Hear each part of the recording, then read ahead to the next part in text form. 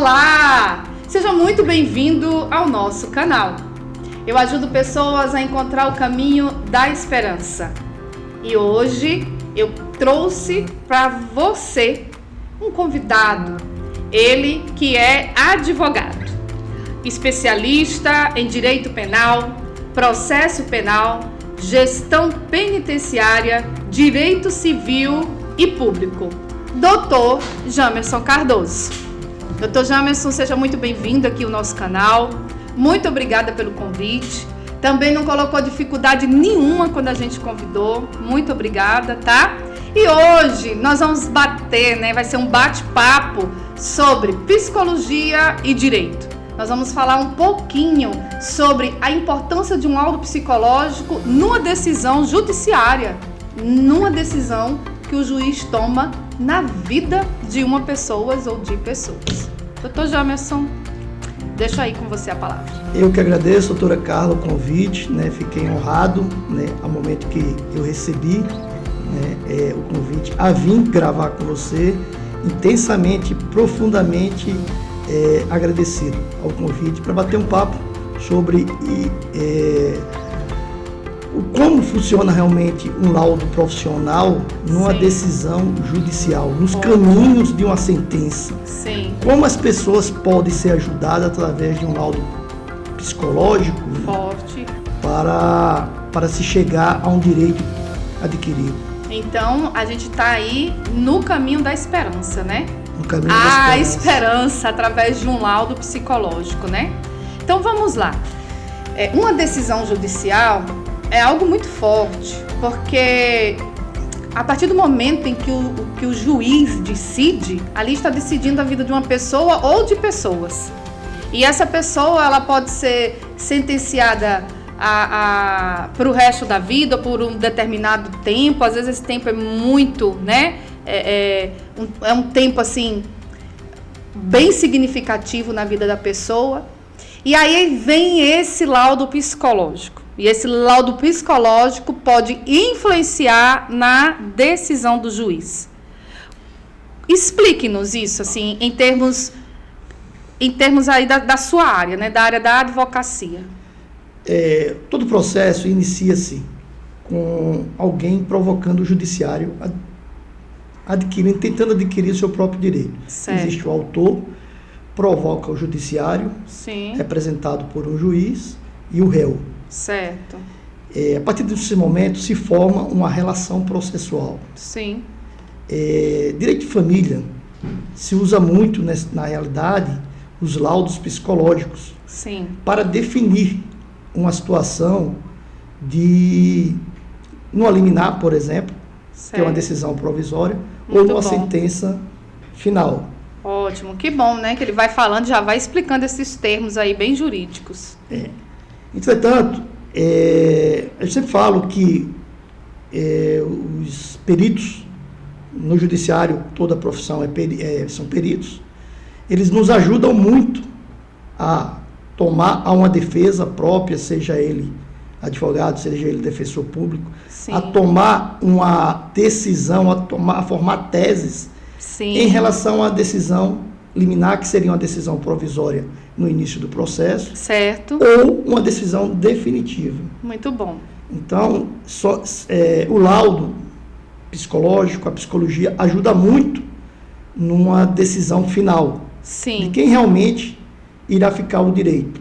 Compreendo, assim, vamos falar, por exemplo, de uma pessoa que está sendo acusado, né, e que, através de um laudo psicológico, esse laudo, por exemplo, alguém cometeu um crime, e se for buscar junto ao psicólogo e entender que aquela pessoa é incapaz, a forma dessa pessoa, a forma como o juiz vai enxergar esse caso e dar uma sentença é diferente de uma pessoa capaz. Isso, positivo. O judiciário ele tem a equipe multidisciplinar. Exato. Eles são O GG, contratados, né? os GGs são contratados, né, para dar o laudo, porque naturalmente o juiz estudou o direito, faz suas especializações, mas ele não é especialista na psicologia. Certo. Ele não tem como ele tomar uma decisão que um processo ele é formado por provas testemunhais e documentais. Ótimo. Nas provas documentais, onde entra os laudos, e onde seria o laudo psicológico de importância, de grande importância para o juiz tomar decisão. Certo. Porque, na verdade, ele não tem, ele pode ter uma especialização, mas ele não é o profissional para emitir o próprio laudo. Compreendo, né? Então, assim, o profissional psicólogo, ele é aquele perito no assunto comportamental. Como a gente, quando precisa de algo na causa jurídica, a gente procura o profissional advogado. Se eu preciso de algo na construção civil, eu procuro o engenheiro civil, né? Então, é necessário esse laudo por ele não ser detentor perito no assunto de comportamento. Não é isso o raciocínio? Isso. E para complemento, serve de praticamente uma decisão judicial. Certo. Seja na resposta Sim. de um incapacitado, que ele não pode ficar, se ele estiver no regime fechado, Sim. ele não pode ficar dentro de um presídio, Sim. sendo incapacitado através do laudo psicológico. Compreendo.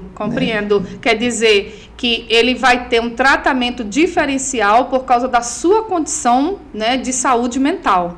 Isso. E só através de um laudo psicológico é que vamos combater, né, formar a tese de defesa, que o juiz dê outras medidas cautelares, diversas da prisão, Sim. em relação àquele paciente. Perfeito. Que tanto na psicologia como na advocacia criminal chamamos a pessoa que ainda é acusada, ela não é condenada, sim, chamamos de paciente. Então, perfeito, o paciente está no regime fechado, é necessário um tratamento específico.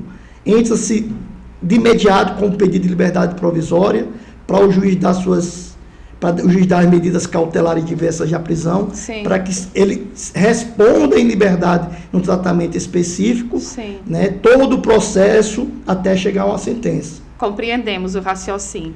E, doutor Jamerson, na sua prática, né, na sua prática de dia a dia, laudo psicológico, quais, assim, na sua prática, quais os laudos que o senhor mais utiliza?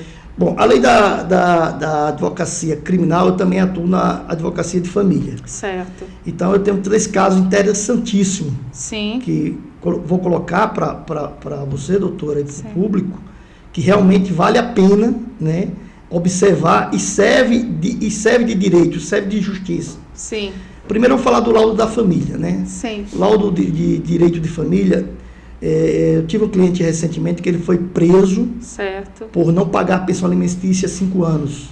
Sim. Ele estava devendo alimentos. Certo. Para a sociedade é um absurdo não pagar alimentos para os filhos. Para os filhos, porque os filhos têm que sobreviver. Sim, o senso comum, né? Porém, quando foi preso, ele me chamou na delegacia, eu fui lá, fiz o outro dia audiência de custódia, naturalmente.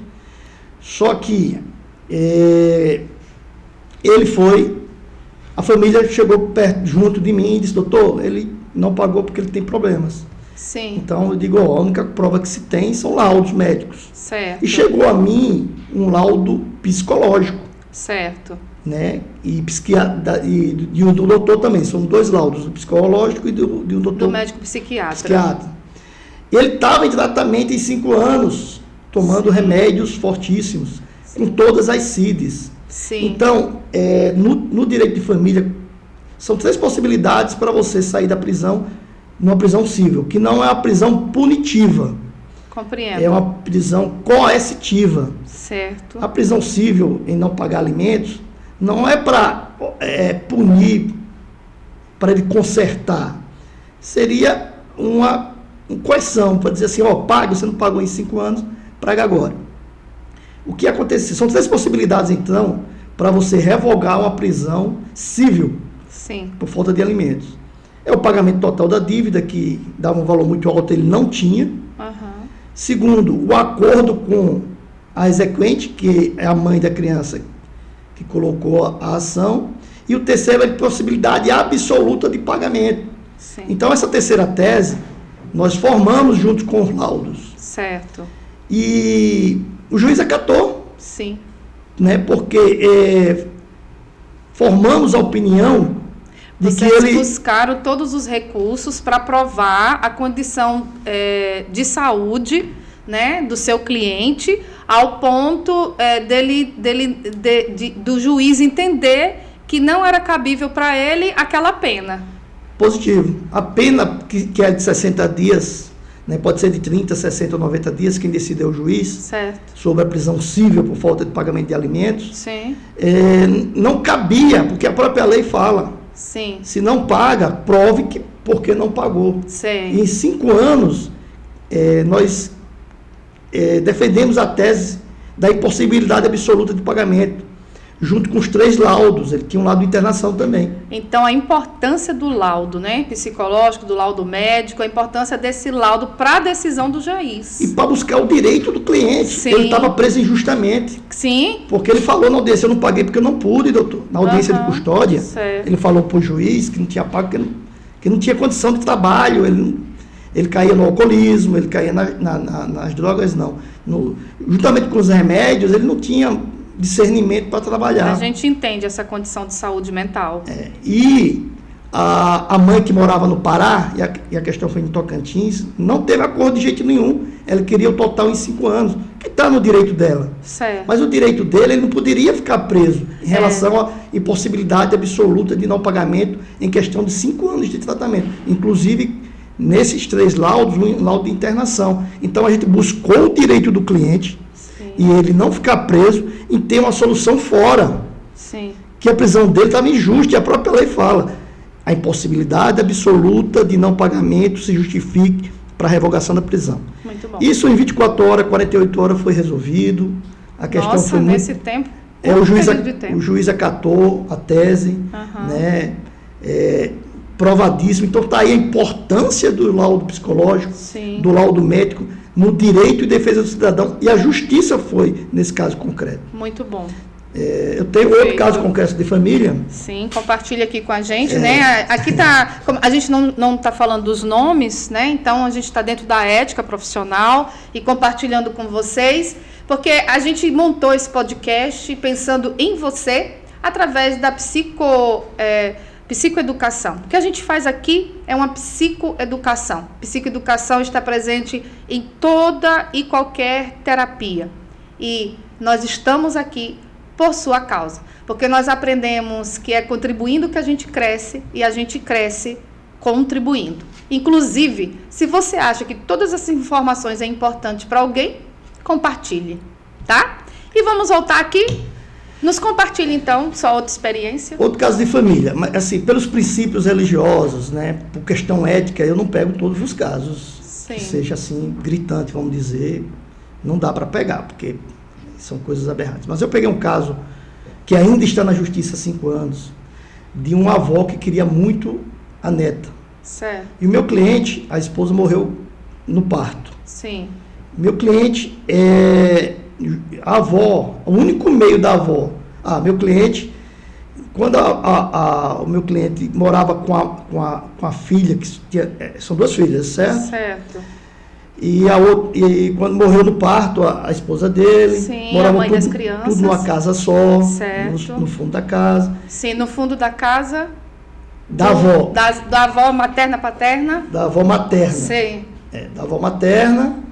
Pronto, o pai morava com as 2 filhas, né, no fundo da casa da avó materna, enquanto sua esposa morreu no parto. E a criancinha sobreviveu. A criancinha sobreviveu. E a avó e a tia, né, a irmã da falecida, sim, quando o pai falou que ia morar com a mãe dele, a avó paterna, era um raio de 600 quilômetros, o único meio de a avó e a tia ganhar um liminar seria denunciar ele numa delegacia. Compreendo o raciocínio. Para ficar com a guarda das crianças. E isso foi feito através que o avô materno era um ex-policial, não precisa colocar, e foi orientado a fazer dessa forma. Eles ganharam a liminar, a guarda da criança ficou com a avó materna e a tia, inventaram a história. Inventaram a história porque ficou provado que foi uma invenção, né? Isso. Inventaram essa história ao longo do processo. Foi provado que não tinha aliciamento nenhum. Certo. Então, ao longo de todo o processo judiciário desse caso, né, ficou provado que isso foi uma história inventada pela família materna das crianças, dos avós maternos. Como é que ficou provado? Na audiência de instrução e julgamento. Sim. A gente trouxe as provas suficientes, testemunhais e documentais. Certo. E eles não trouxeram ninguém. Entendo. Então, houve contradição por parte delas, Sim. não houve outras provas testemunhais documentais. Sim. Só que a parte mais interessante é do laudo. Sim. E isso o judiciário tem... Do laudo? Do laudo psicológico. Ok. É onde a parte mais interessante, Sim. é onde a gente lutou mais. Sim. E a gente sabe que em todo lugar tem equívoco, tem erros Certo. de profissionais, tem equívoco do Estado, tem equívoco na Justiça. Uhum. Por isso que há o contraditório e a ampla defesa. Muito perfeito. Nos casos de famílias, há tanto em adoção, como em guarda, como em pensão, tudo a equipe multidisciplinar tem os profissionais do judiciário que são contratados para fazer os laudos para a decisão do juiz. Ok. Nesse caso concreto, a Justiça do Estado de Tocantins, contratou um assistente social e uma psicóloga para fazer os laudos. Sim, a turma do GGEM. Foram feitos laudos com o réu, que é meu cliente, Sim. e os autores, que são a tia, a mãe e a criança, e as duas crianças. Sim. Só que quando saiu o laudo psicológico, especificamente psicológico, porque o da assistente social foi favorável aos dois, os dois davam condição de guarda, porque nesse processo a gente está discutindo a guarda das duas crianças. Sim. Quando saiu os dois laudos, a psicóloga tomou partido, tomou justiça. O viés, né? Ela tomou para si mesma. Tomou para si mesmo, condenando no próprio laudo do meu cliente. Que é um erro, né? Que é um... Dentro, nós que somos psicólogos, o nosso CRP tem toda uma cartilha, né? Nós temos nosso código de ética, seguimos toda a lei que sustenta a psicologia, e lá deixa bastante claro que nós, enquanto peritos, né? Enquanto psicólogos, peritos, a gente não pode tomar a causa, abre aspas, para nós. A gente não pode pegar esse viés, né? A gente tem que ser imparcial, utilizar todas as técnicas, né? Todas as ferramentas que a psicologia traz, que são inúmeras, todas científicas e comprovadas cientificamente, a fim de que chegue a uma hipótese diagnóstica ou a um diagnóstico, porém totalmente sistematizado dentro da ciência, com todos os protocolos e seguindo todas as regras que estão muito bem estruturadas dentro de toda uma avaliação psicológica a nível judiciário. Isso, e no direito tem que ter imparcialidade dos profissionais. Exato. Porque o profissional é do judiciário, não é Sim. nem do autor, Sim. nem do réu. Certo. Porque o autor, o Ministério Público, o réu, o advogado, o Jamerson. Certo. Então, quando eu vi aquele laudo, eu realmente achei um tremendo absurdo da não imparcialidade da profissional contratada pelo judiciário. E olha que o senhor não é um psicólogo, não é um profissional da área. Enquanto advogado, o senhor teve essa percepção. Imagine esse laudo, né? Se o advogado, se eu não tomasse uma atitude em contratar uma profissional para rebater aquele laudo... Sim, porque só uma profissional da mesma área é que tem a capacidade técnica, né, de dizer se aquele documento está dentro das regras ou não, né? Dentro da lei ou não, dentro dos pilares que a psicologia diz que é para a gente seguir. Isso. Então, assim, como a senhora falou, como eu não sou da área, eu já imaginei que aquele laudo poderia dar a guarda definitiva para a avó e para a tia. Certo. Se eu não tomasse uma atitude e contratasse um laudo para questionar o ponto a ponto a imparcialidade da profissional da psicologia, compreendo, através de um outro laudo, sim, a coisa já tinha sido resolvida para pior. O pior que você fala é que seu cliente ia ser condenado injustamente. Porque tanto teve uma ação criminal como ação civil. Sim. E um processo depende do outro. E tudo isso é uma vida, né? São dois processos que podiam ter duas condenações. Certo. A perda da guarda das filhas e uma ação criminal poderia estar preso, porque o crime correria de 8 a 15 anos. Muito forte. Então, assim, muito forte. Olha o grau de que um advogado, né, defendeu o direito do cidadão, que houve uma mentira só para ficar com as guardas das meninas. Que deixa bastante claro, né, que veio, essa sentença veio porque ficou provado, né, você tem todo um processo e todas as provas, né, que traz essa sentença, que traz esse resultado. Então foi assim, abrimos realmente, quando viu a imparcialidade da profissional, questionamos o laudo do judiciário, não tem que ter medo, tem que partir para cima. Sim. E a gente viu que o cliente, ele estava falando a verdade, que ele não estava mentindo, que foi provado dentro de todo o processo. Então, o laudo da profissional, da psicóloga que nós constatamos, combateu, e o do judiciário não teve efeito nenhum. Não é porque o laudo psicológico do judiciário é contratado por lá que tem que ter algum efeito. Compreendo. Não teve. Então, mais uma vez, a atitude, né, do advogado, ele tem que estar atento, certo, né, à imparcialidade dos profissionais do judiciário, sim, que tem equívoco, não vamos dizer que não tem. Enquanto ser humano, né, pode... Até uma sentença tem equívoco, por isso que existem sentenças superiores. As instâncias. Agora, imagina os profissionais que atuam no próprio laudos, né? Sim. Então, é um caso muito interessante. São casos todos dois em segredo de justiça. Quem tiver interesse em procurar depois para rever os casos, eu estou aberto, porque o que se fala tem que ser mostrado e provado. E aí, para te acha no Instagram? Instagram, Jamerson Cardoso Advogado. Okay. Meu contato está lá. Certo, né? Lá na bio, é só procurar? Isso. Então, eu atuo nesses casos de direito de família para fazer justiça. Chega casos desse tipo, que realmente a gente pega para fazer justiça. Sim. Né? Então, essa fase de você defender o cliente, seja no direito de família, seja no direito criminal, é que se faça justiça.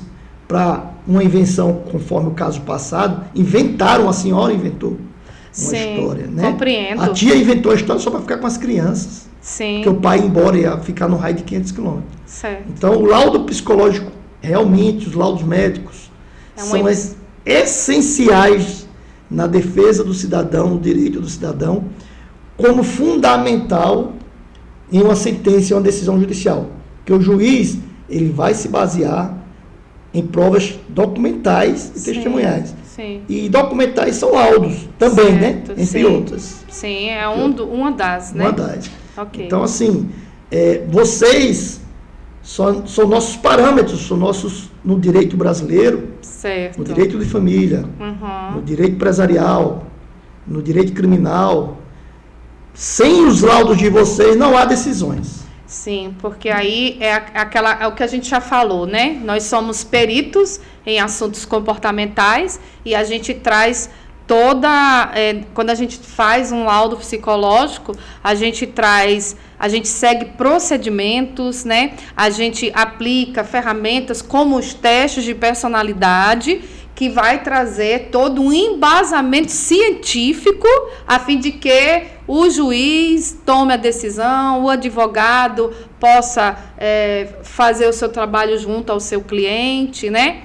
Eu lembro muito da Suzanne Richthofen, quando o psicólogo, ele aplicou até o teste de personalidade de Rorschach, e do qual eu sou especialista nesse teste, e quando trouxe, né, o diagnóstico de personalidade da Suzanne Richthofen, né? Então, aquilo foi muito importante em todo o processo judiciário daquela réu.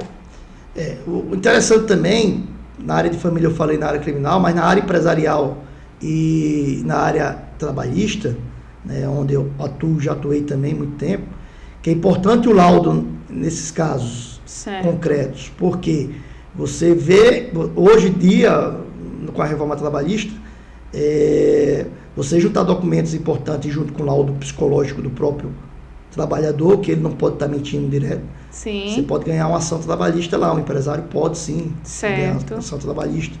Como no direito de família, por exemplo, o empresário está separando, ou a empresária está separando, e precisa de um diagnóstico ali, porque dependendo do regime do casamento, né, ali um divórcio, tem que saber qual é a quantidade de cada um e Mas quem provocou, quem não foi provocado, porque tem suas particularidades na hora do divórcio. É como diz que cada caso é um caso, né? Então, assim, dentro do direito de família, no divórcio, na partilha de bens, Sim. juntando documentos de laudo psicológico, dá uma influência muito grande porque tem suas particularidades. Compreendo. No direito trabalhista, também da mesma forma. Sim. Tem suas particularidades, são provas testemunhais, documentais nesses dois casos, direito empresarial, direito trabalhista. Quer dizer, nas várias, né, áreas do direito, o laudo psicológico entra como uma ferramenta muito de decisão, né, de tomada de decisão.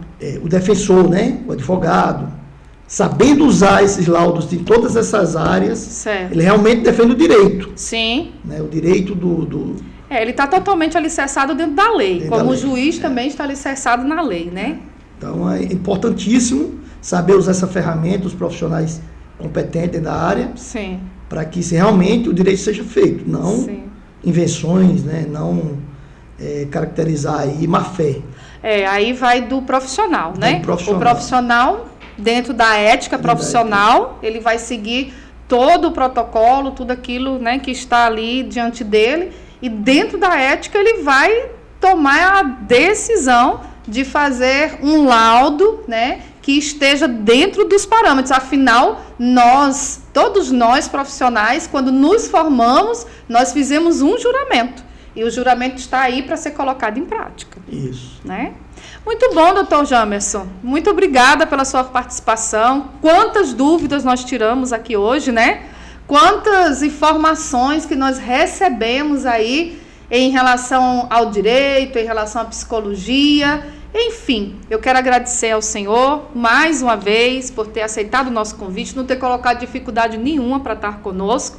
E deixo agora o tempo para as suas considerações finais. Agradeço, doutora Carla, o convite, né? Honrado estar aqui. Sim. Agradecer a disponibilidade do horário. Sim. Estarei à disposição de todos. Certo. Né? Todos os seus contatos estão lá no Instagram, advogado. Jamerson Cardoso, advogado. Isso. Jamerson com 2 S sem R de rato. Ok. Sempre falo 2 S sem R de rato. E todo o contato está lá na sua bio? E assim, as considerações finais, sabendo que tanto na área do direito, procure os bons profissionais. Certo. Né? Se é um defensor público, se é um advogado, mas que seja dentro da ética. Certo. Né? Que realmente busque os documentos, porque quem decide é um ser humano, é um juiz, é uma pessoa normal. Okay. E ele vai decidir dentro dos documentos. E os documentos têm um laudo, então procure uma profissional da psicologia, certo. Seja qual for, para combater realmente, para defender o direito do seu cidadão. Sim. Porque às vezes você perde uma ação, perde o direito do seu cliente, porque não questionou aquele laudo. Ok, muito bom, muito bom. Obrigada. Agradeço demais, né? Até uma outra oportunidade. Tá bom. Faz tempo, né, que a gente queria trazer o Dr. Jamerson, e aí ele veio aqui na nossa cidade, e aí a gente conseguiu, então, gravar esse podcast hoje, ter esse bate-papo. Eu espero que das outras vezes que o senhor vier, a gente também possa dar continuidade a esse bate-papo. Com certeza. Aceitando o convite já de voltar mais uma vez. Ok. A todos vocês, muito obrigado por estar aqui no nosso canal. Nós estamos aqui por causa de você. Eu quero desejar uma vida de muita esperança, porque eu ajudo pessoas a encontrar o caminho da esperança. Até o próximo podcast, até o próximo bate-papo.